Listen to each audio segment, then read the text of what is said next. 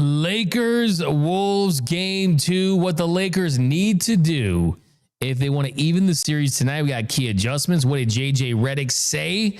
Also, Anthony Edwards gets fined. Nico Harrison opens up about the Luka Doncic trade. One of the wildest finishes you'll ever see on ice in the NHL, the Kings and the Oilers. Also, who is the most overrated player in the NBA according to the players? That's coming up next on The Big Lead.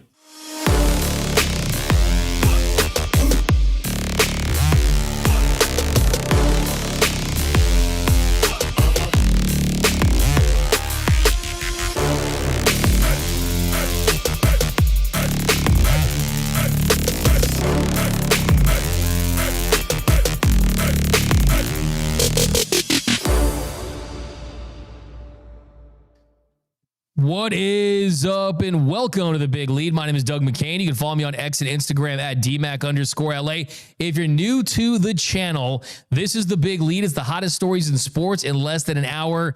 Everything, NBA, NFL, college football, college basketball, hockey. If they're talking about it in the world of sports, we are talking about it here. Also, stories that you don't hear on other shows as well. So be sure to hit the subscribe button, hit the notification bell. Also, if you are a Lakers fan or a basketball fan, or you just want a new jersey, subscribe, hit the notification bell, and comment Luka Magic down below, and you'll be eligible for our next big giveaway when we give away a Luka Doncic number 77 Lakers jersey once we hit 2,000 subscribers. Hoping to do that by the end of this week. Hoping to give this jersey away, so be sure to do that. But we've got lots to get into, so let's get right into it. Tonight, Game 2, first round series between the Lakers and the Timberwolves. And JJ Redick was asked about the adjustments the Lakers are going to make in Game 2. And JJ Redick said, I'm not telling you guys. What the hell would I tell the media? And I could not agree more. Why would you ever tell the media what adjustments you are going to make in Game 2? But what adjustments do the Lakers need to make if they want to avoid falling down in an 0-2 hole early? Well, look, just kind of generally, you've seen this team out there, and you looked at the tape, you watched the film, and the first thing you got to be telling yourself is the defense needs to be better. Overall, you cannot allow Minnesota to go 21 of 42 from beyond the arc. But it's not just, oh, wow, everything was going in for Minnesota. The Wolves couldn't miss. It was uncontested shots. Of those 42 three-pointers they shot, 27 were classified as wide open. 15 were classified as open. So they gave it more wide open threes than just open threes, but 0 were classified as coming against tight or very tight defense. So if you just tighten up your defense just a little bit, you make things more difficult for them, then you have to feel better about your chances of limiting those 3-point shots that prove to be deadly. Naz Reid, Jaden McDaniels, hitting threes. You want to force Anthony Edwards in situations where he's not getting to the rim easily, and you're trying to put some pressure on him defensively. Last year, the Mavs, one of the great adjustments they made was going at Anthony Edwards with Kyrie and trying to wear him out a little bit on the defensive end. Well, he was fresh, man. 22, 9, and 8. He had a versatile game, and the big issue the Lakers are going to have is, what are you going to do at the center spot? Are you going to be forced into playing small again and giving the Minnesota Timberwolves all those opportunities at the rims? Jackson Hayes was a -11 in 8 minutes. He was unplayable. So they need their superstars to play well. Austin Reeves, he said himself at practice, I played like SH, you know what?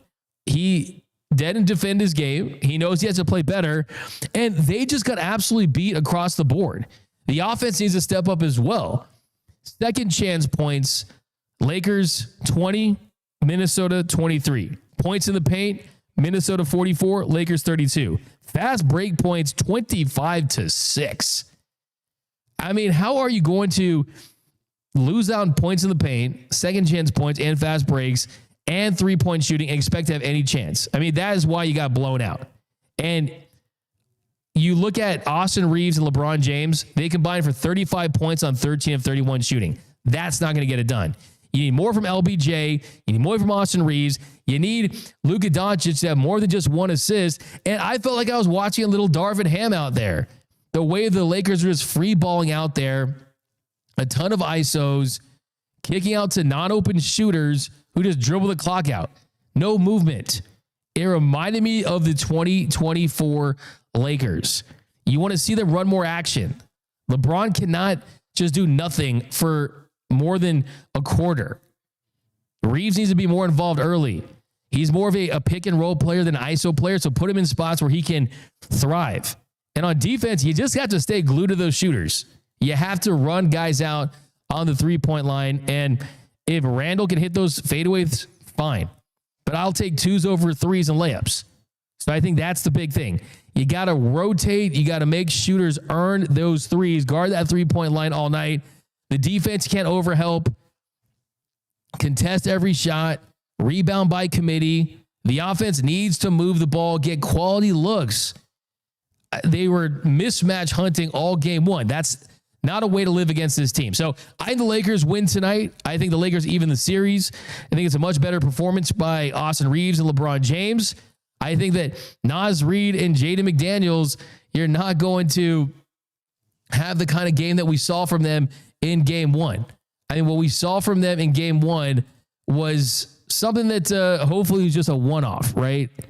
Something like that is not going to happen. I mean, 48 points on 19 of 25 shooting and 9 for 12 from beyond the arc. Guess what? That happens twice. Then, hey, good luck for the rest of the playoffs because you're probably going to take this series. You're not going to get that once again. So Lakers, they win tonight and they even the series. And I think that I'll be looking at what Anthony Edwards is doing tonight. Because if you saw this, Anthony Edwards got fined $50,000 for gesture towards a fan. He's been fined $50K for directing inappropriate language and making an obscene gesture towards a fan during a playoff game against the Lakers. The NBA president of league operations, Byron Sporrell, announced on Tuesday. And let's take a look at the situation. And kind of some adult language here. But let's check out this Anthony Edwards. You want to play that clip? We're going to play that clip, Rob, and we'll get on. We got 200 million. We got 200 million. We got 200 million. Hey, you suck. You got 200 million. I got 200 million. Let's go, man. So, look, either you love Anthony Edwards or you don't. This type of behavior, you don't want to condone. But I look at it this way. I mean, his you-know-what cost him over $1 million in child support. This is a win. This is just $50K. His you-know-what cost him just $50K this time, just talking about it and going at a fan and saying, I got $200 million. And you know what? I mean, it's a lot. And it just shows that this day and age, the social media aspect, you never know when you're being recorded. And I don't think that Anthony Edwards would have been any different. This is why you like Anthony Edwards. This is why in this era of cancel culture and, if I say the wrong thing, companies have to apologize and you don't get endorsement deals and these things. I guarantee you, knowing Anthony Edwards like we do already, if you told him he was being recorded, he would have done the same thing. He would have said the same thing. He is unapologetically himself.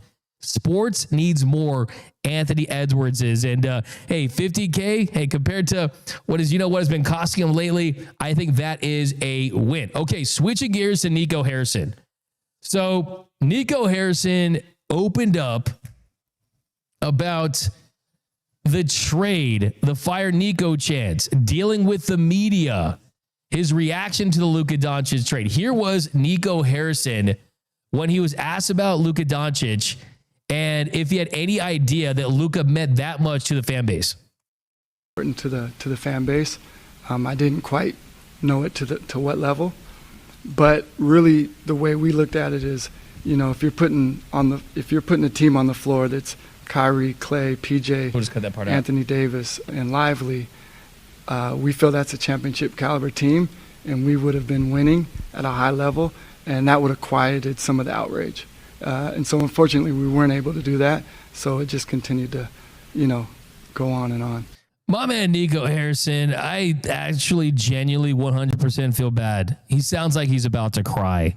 He really, really does. And this is someone who last year, people were calling him the GM of the year when he traded for Kyrie and PJ Washington and drafted Lively and put together a roster that led to a finals appearance. But you can't be judged by injuries this year. Didn't he just judge Luka Doncic for not being fully healthy and ready to go in the playoffs and not giving 100% on defense in the finals because he was injured? Didn't he just do that? And I'm starting to really believe that he didn't 100% trade Luka Doncic. I think that you have to be a downright fool to think that he unilaterally 100% trade away a franchise superstar in Luka Doncic all by himself. What this man is doing is taking heat for ownership. That was an ownership play along with a Nico Harrison play, but I don't think it's 100% Nico Harrison. I'm not defending him because he put himself in this situation. He has to take these arrows, but that was ownership, and he's being paid to take that heat for sure.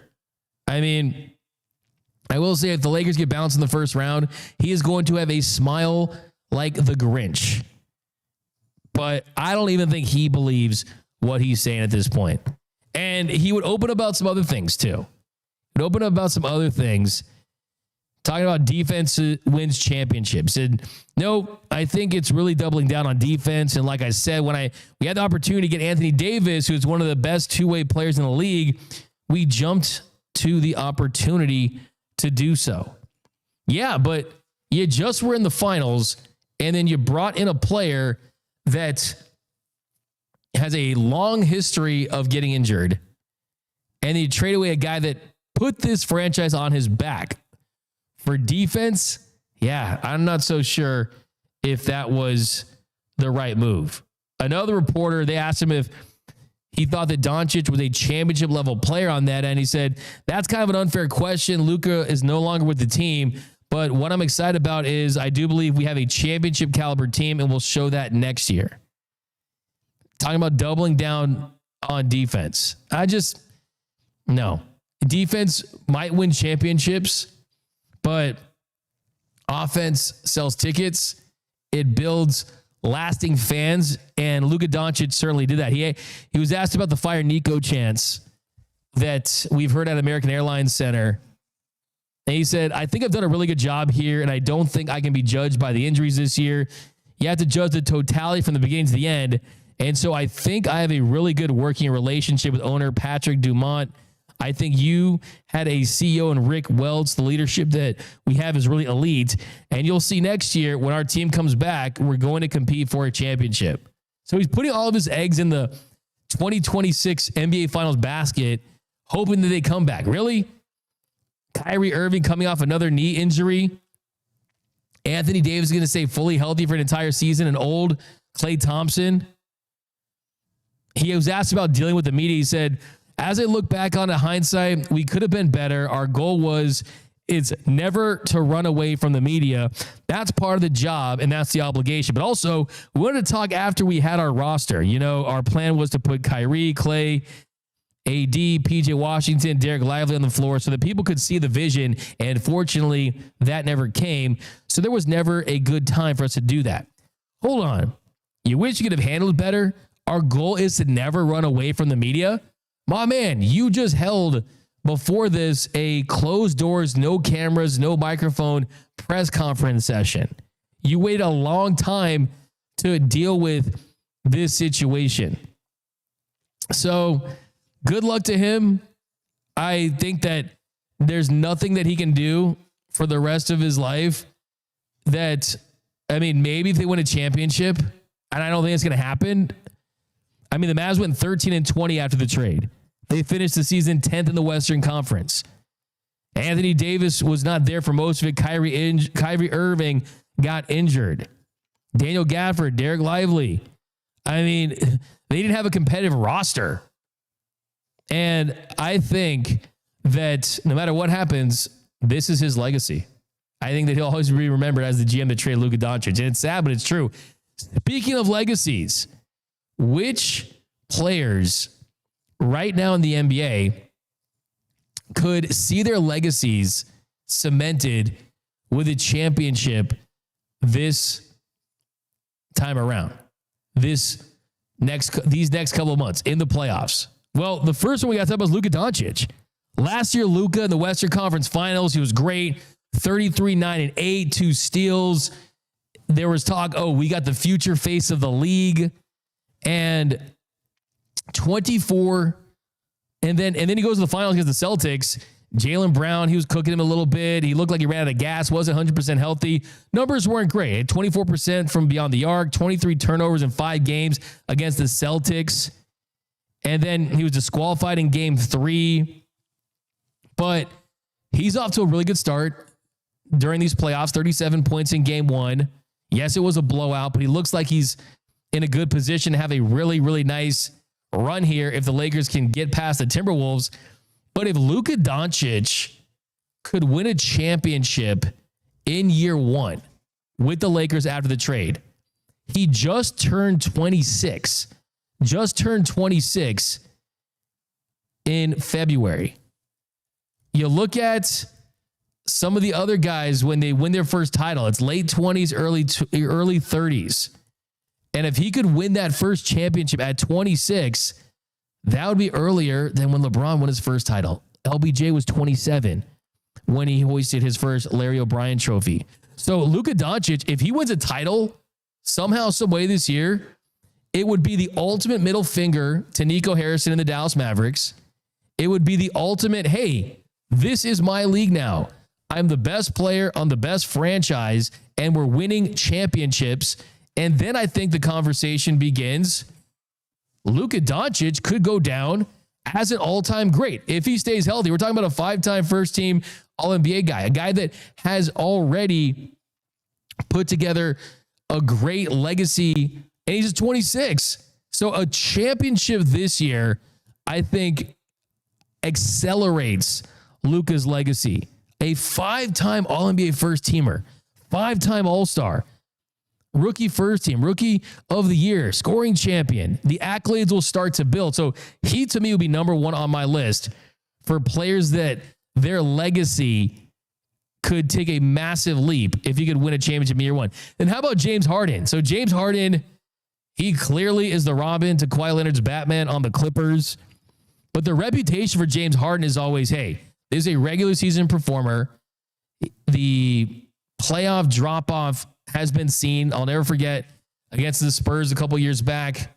Just did not show up in that second round series. But the last couple of seasons, he's been a little underrated. And you look at the 32 points he scored in game 1. He had 7 points in overtime. He's 11-time All-Star, won the MVP in the 2017-2018 season. But he's had so many disappointing playoff games and playoff series that have, I think, shaped his legacy. He's played in more than 125 playoff games. So that's a lot. I mean, we're at a point where 16 seasons is pretty wild when you look at how long he's been in the league. But he's someone that if he could help lead a franchise like the Clippers, who are in the conversation for the worst franchise in the history of sports, and be the second best player on a team for a Clippers team that wins a championship, that would solidify his legacy. There's a debate about him and Dwayne Wade. If James Harden's out here averaging 28, 30 points in a championship run, I think that takes him over the top for the conversation with him and Dwayne Wade. Because Wade, he was a 06 Finals MVP, never won a league MVP. So I think I would take him over Dwayne Wade for sure if he wins. A couple other guys. Shai Gilgeous-Alexander. He's most likely going to win the MVP this season. The Thunder are the top seed in the West. Them and the Celtics are the favorites to win it all. If he could lead the Thunder to a championship, another franchise that has never won a championship, he's going to turn 27 in July, so that'd be an earlier championship for him. I think that would certify him. A couple other guys. Jimmy Butler. If Jimmy Butler, after what happened, that was an ugly divorce. That was an ugly divorce in Miami. That is like, hey, I'm changing my number, getting a restraining order, calling the cops. It was not pretty between him, Pat Riley, and the Miami Heat. It got ugly. After what was a great marriage, the honeymoon lasted a long time, but after that, it was ugly. So for him to go to the Warriors and help lead them to a championship, that would take Jimmy Butler from, oh, he's a guy where, hey, he's one of those guys where, oh, if it stinks everywhere you go, maybe you're the one that stinks, right? But if he wins a championship, that would change all of that, especially for a Warriors team that is a flawed roster. You have some aging players. He's off to a really good start. They won game 1. Jimmy Butler had 25 points, 7 rebounds, 6 assists, 5 steals. Playoff Jimmy has never won a title, but could playoff Jimmy be finals Jimmy and championship Jimmy? That would certify his legacy. A couple of other ones I'll throw in there. Donovan Mitchell. I mean, he has been on a lot of really good teams. That Cavs team is top in the East. He's someone that you don't kind of put the pressure on other stars. That we put a lot of pressure on the stars in this league. He's someone that's kind of avoided that pressure, right? Damian Lillard, kind of that ilk, of that class. And he's another one too. Damian Lillard could be included on this list. And then how about Jalen Brunson? So Jalen Brunson could, if you lead a New York team to a championship, it's like winning 10 championships. Walt Frazier has talked about this. He would never buy a drink in New York. He would be sitting courtside at MSG in Celebrity Row for the rest of his career.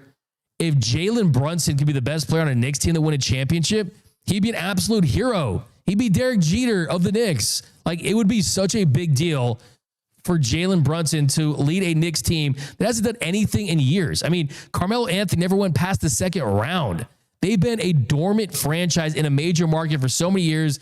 Dolan hasn't been a good owner. If he could find a way to lead that franchise to the promised land, it would be absolutely massive. So those are my big legacy guys. In the playoffs. And I'm hoping it's Luka Doncic. How about this? Russell Westbrook, if he can help that Nuggets team win a championship, I think that helps his legacy in a big way too. Just want to see more points and a bigger role for him. Okay, switching gears to hockey. Let's go to the, first of all, Robert, look at those jerseys, man. Tell me those are not like incredible jerseys. The silver and black makes me think of late 80s, early 90s, right? Oh, yeah. That gets you thinking about NWA. Yes. Shredded Compton a little bit. Banger of a jersey right there. Okay. Well, game 1 of the Kings versus Edmonton Oilers, it was an all-timer, a historic game. It was back and forth at the very end there. The Kings ultimately end up victorious. They win 6-5, but they had squandered a 4-goal lead. And the Kings, and they get a late winner with 41.1 seconds to go. Philip Denault hits a go-ahead goal. And thankfully for the Kings, they were able to avoid a major, major collapse. NHL PR put it out that it was just the 4th time in playoff history that a team won in regulation after surrendering a 4-goal lead. We were almost going to see like an all-time choke job. Connor McDavid was incredible, had 4 points in this one. But I want to bring in my man, James Bruzuela. You had him on last week when we talked about Jake Paul's next fight. Well, he's also a big puckhead. James also a Kings fan. James, I mean, what were your emotions like watching that for that third period there and that 4-goal lead just dissipate? I mean, really, it started with that last second goal at the end, the waning seconds of the second period. And already I was already worried because I was like, man, this is exactly how dangerous the Oilers are. You know what I mean? You have 3 of the best players in the league. You know, you have Draisaitl, you have McDavid and Bouchard. Like, these guys are all time. They're going to be Hall of Fame players. They're really good. And I was like, man, this is the start of it. Going up 4-0 on the Oilers game 1, I was already excited. I was like, oh man, this is how good our offense is. You know, we had 5 different players all net a goal. That's crazy. It hasn't happened in a very long time. Offense is there. defense started waning, come into the third period, we're 4-1, and you start to see them, maybe they were, counting their chickens a little too early. I'm not entirely sure what was going on, but the fact that the Oilers came back so fast is just, that's what they do. That's how dangerous the Oilers are. And that's why you can never count them out. Like the Kings, this is a 4th series in a row, first round matchup. They always bounce us out. It's like the Lakers and the Denver Nuggets. You just can't get rid of them no matter what you do. These are our Nuggets. It's the Oilers. We got to get them. That lead, it started dwindling, and I was starting to freak out. I was like, oh my God, we're going to lose. This is going to be 0-1. But we came back. That incredibly absolutely crazy goal with 41 seconds left, we go up 6-5, and I was like, just defense, hold strong. Let's put these guys away. And we did. It was exciting. This is playoff hockey, and this is what is going to be expected from this entire series. And just an absolute banger of a game to really set the tone for this series and really the playoffs. And look, I think the NHL playoffs is what's so incredible about it, is like you can like almost just check in like the NCAA tournament and you're like all in, super invested, even if you weren't completely engaged as a fan the entire season. And then you get this payoff in the first game. But what's wild to me is you're up 4-0, 37 minutes through the game. And then the collapse, I mean, was it lack of defense? Was just, as you mentioned, the talent that the Oilers have? It kind of gives them this like high ceiling. It's kind of high. Okay, we can come back at any point. You had the Denault goal, the Kempe goal, Kuzmenko goal, Byfield, and then Edmonton. You get the goals from Janmark. Hopefully, I'm saying that right. And then you get the Fiala. I mean, just what did McDavid do in all of this, though? Is it like, okay, this guy's that much better than everyone else? That okay, when he turns it on, it's hey, this team's never out of it. Yeah, I mean, that's kind of exactly it. So the thing is, like, we were double and triple teaming McDavid the entire time, which is why they weren't able to get any kind of offense going. Because if you let McDavid go by himself in any way, shape, or form, he's going to get to the goal and he's going to get a shot on goal no matter what. He always does it every single time. And that goal that he got where he got it right under the pad of Kemper is exactly what he does. We did not double team him. He was just there. He just got it right under the crease. And that's just how dangerous McDavid is as a player. You cannot discount anything that man can do. If he breaks away, you're almost guaranteed, if not a goal, he's going to get an assist to a goal. Like Corey Perry got that goal. It's just insane to see like his puck handling skills. And that's how dangerous he is, where we had a plan for him. We were double teaming him, as I said. And then all of a sudden we kind of let that go and he got a goal. That's how fast it can happen. Wow. And that's why we always have to make sure that we are on top of McDavid and Draisaitl. And like I said, they still got Bouchard. They got so many playmakers on that team that they're just going to be dangerous no matter what. Like, I honestly, after last night, I'm worried. I still believe we can win this series. I hope we do. It's going to go down to the wire, in my opinion. If not game 6, it's definitely going to go to game 7. It's just going to happen because the Oilers are just that good. They're that good of a team. You know, they haven't made the finals yet. But that's just it. They have the talent to make it all the way. And we just got to stay on them defensively like we were. That 4-0 was nothing surprising because we were just on top of McDavid, on top of Draisaitl. And you got to keep doing that. You got to keep the pressure on them and can't let them break away and can't let them get set up. Once they get set up, they punish you. And that's how we went from 4-0 to 4-4 to 5-5. Yeah, and that would have been absolutely demoralizing and deflating to have that lead. That's almost kind of one of those ones where it's like, how do you come back and win a series after taking a punch in the mouth like that? So for the Kings to find a way to bounce back after McDavid just went crazy at the end there, you got to feel pretty good about it for the Kings. And McDavid, 4 points on the night. He passed Glenn Anderson for the second most career playoff points against the Kings behind Mark Messier. So he's been kind of the enemy, kind of the villain, kind of that guy that you fear if you're a Kings fan. But let me ask you this. I mean, with Connor McDavid and his greatness, you know me, I don't love the role players. I love the superstars. I like the all-time greats. Like, you compare him to like the NFL. Like, is he as, I mean, would you like Patrick Mahomes, Josh Allen, is he on another level for how he dominates his sport? To me, it almost feels like how it was when LeBron was at his prime, dominating his sport, when LeBron was in his like 20s, late 20s and early 30s. I think he's more dominant in hockey than those guys are in the NFL right now, but you tell me. I mean, I'm going to throw kind of a different comparison, actually. What I feel like Connor McDavid is Megatron when he was on the Lions. Like, he is that superstar player that can change the game entirely. The issue is the Oilers haven't exactly built the full right team around him, and that's why they continually lose in the playoffs. They need to build that superstar team all the way through around him, and honestly, I don't think anybody could stop the Oilers at that point. But there's a lot of rumors going on, that McDavid might even leave the Oilers in the next few seasons just because of that fact. Like, they still haven't built the exact right team, but he is that level of skill where Megatron was just catching the ball over everybody, no matter what. Like, he was just that level, and that's what McDavid is. He is that superstar. They just need to build that team around him fully, and then they'll win the finals for sure.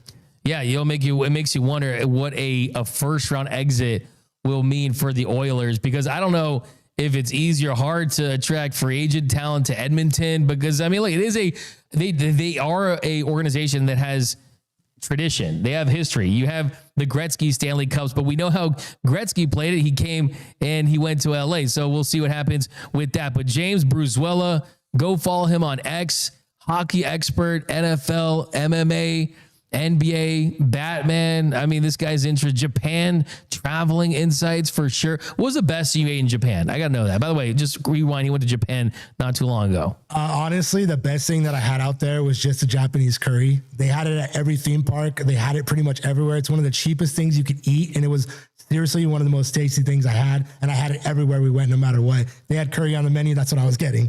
I'm disappointed into the egg salad sandwich at 7-Eleven, but still, that sounds like it's fire. But thanks again, James Bruzuela, rocking with us here on The Big Lead. All right, guys, so a couple more before we had it out of here. The Athletic, they dropped their list of the most overrated players in the NBA, but the catch here is it was voted on by players.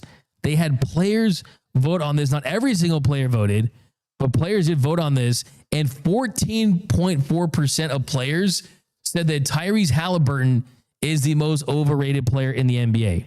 Behind him was Rudy Gobert at 10%, Trae Young at 8.9%, Jimmy Butler at 5.5%, Bradley Beal 4.4%, Draymond Green 4.4%, John Morant 4.4%, Julius Randle 4.4%, Joel Embiid 3.3%, Giannis at 2.2%. Really? Someone who's really still putting MVP numbers?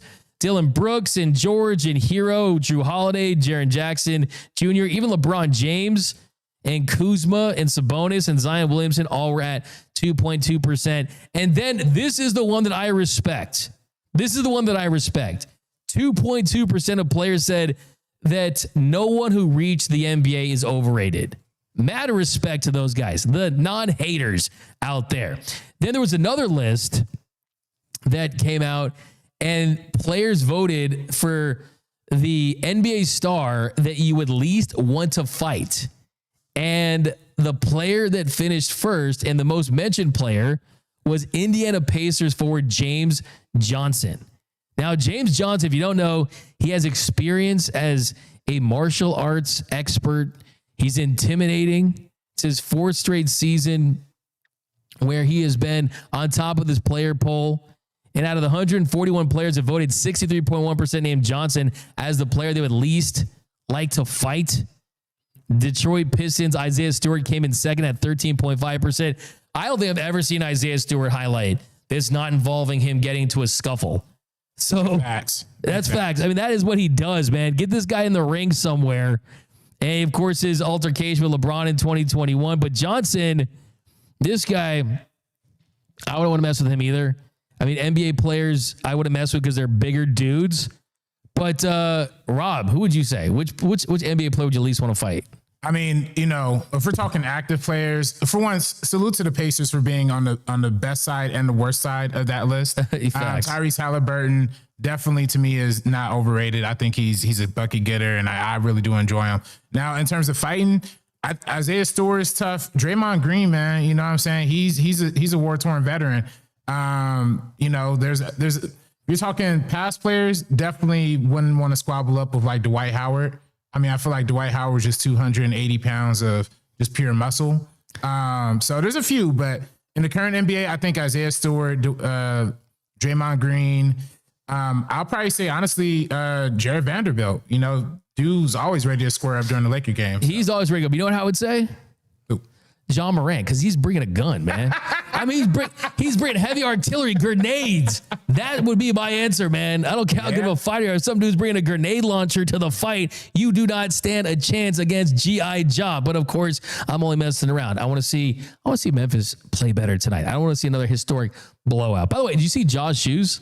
Dude, they look Bangers. so fire. Super fire. I just want to put like big sneakerhead here. Those are some of the best new original signature shoes I've seen in a long time. Yeah. The J.A. making the Nike swoosh, a J in the A, Tough. the Jaws, the kind of shark kind of traction, the color is original. Let's be honest. A lot of the signature shoes are derivatives of Kobe's, the Sabrinas, and I mean the Paul Georges, Kyrie's, the big swoosh, even like the Ants. I think the Ants, by the way, our producer Robert, he rocks the Anthony Edwards. I actually think the Ants are really original and cool too. Yeah. But do you like the new Hardens are kind of wild? Mm-hmm. But yeah, I mean, hey, shout out to Nike for once in the last couple years dropping something really original with those John Morant shoes. So definitely feeling those. But that's it over this episode of The Big Lead. My name is Doug McKain. You can follow me on X and Instagram at DMac_LA. That's going to do it. Until next time, I'm out.